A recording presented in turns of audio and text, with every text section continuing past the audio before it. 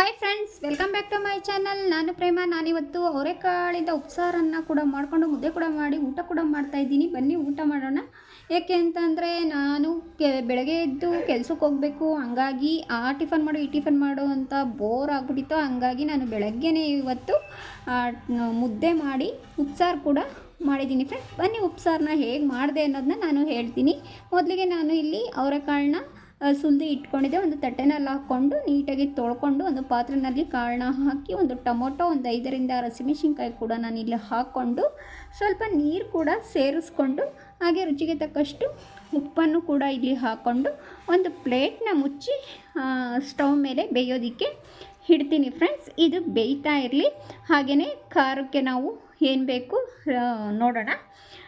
ಒಂದು ಅರ್ಧ ಟೇಬಲ್ ಸ್ಪೂನಷ್ಟು ಮೆಣಸು, ಒಂದು ಅರ್ಧ ಟೇಬಲ್ ಸ್ಪೂನಷ್ಟು ಜೀರಿಗೆ, ಒಂದು 5ರಿಂದ 6 ಎಸಳಷ್ಟು ಬೆಳ್ಳುಳ್ಳಿ, ಒಂದು ನಿಂಬೆಹಣ್ಣು ಗಾತ್ರದ ಹುಣಸೆಹಣ್ಣು, ಹಾಗೆಯೇ ಸ್ವಲ್ಪ ಕೊತ್ತಂಬರಿ ಸೊಪ್ಪು, ಇವೆಲ್ಲವನ್ನು ಒಂದು ಮಿಕ್ಸಿ ಜಾರ್ಗೆ ಹಾಕ್ಕೊಬೇಕು.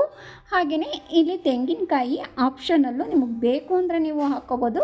ಇಲ್ಲಿ ನಾನು ಹಾಕೋತಾ ಇದ್ದೀನಿ, ಸ್ವಲ್ಪ ನಾನು ಇಲ್ಲಿ ಹಾಕೋತಾ ಇದ್ದೀನಿ. ನಿಮ್ಗೆ ಬೇಕಂದರೆ ಹಾಕ್ಕೊಳ್ಳಿ, ಇಲ್ಲಾಂದರೆ ಬೇಡ. ಹಾಗೆಯೇ ನೋಡಿ, ಇಲ್ಲಿ ಕಾಳು ಕೂಡ ಚೆನ್ನಾಗಿ ಬೆಂದಿದ್ದಾವೆ. ಹಾಗೆಯೇ ಹಸಿಮೆಣಸಿನ್ಕಾಯಿ, ಟೊಮೊಟೊ ಕೂಡ ನಾನಿಲ್ಲಿ ತೆಕ್ಕೊಂಡು ಸ್ವಲ್ಪ ಕಾಳು ಕೂಡ ರುಬ್ಬೋದಕ್ಕೆ ಹಾಕಬೇಕು ಫ್ರೆಂಡ್ಸ್. ಈ ರೀತಿ ಎಲ್ಲವನ್ನು ತೆಕ್ಕೊಂಡು ನಾನು ಈಗ ಸ್ವಲ್ಪ ನೀರು ಕೂಡ ಹಾಕ್ಕೊಂಡು, ನಾನು ಮೊದಲೇ ಉಪ್ಪು ಹಾಕಿರೋದ್ರಿಂದ ನೋಡ್ಕೊಂಡು ನೀವು ಉಪ್ಪು ಹಾಕ್ಕೊಳ್ಳಿ. ಉಪ್ಪು ಕೂಡ ಹಾಕ್ಕೊಂಡು ರುಬ್ಕೋಬೇಕು.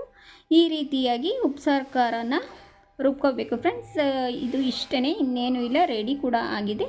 ನಾನು ಒಂದು ಬೌಲ್ಗೆ ಸರ್ವ್ ಕೂಡ ಮಾಡಿದ್ದೀನಿ. ನೋಡಿ, ಉಪ್ಸಾರು ಖಾರ ರೆಡಿ ಆಗಿದೆ.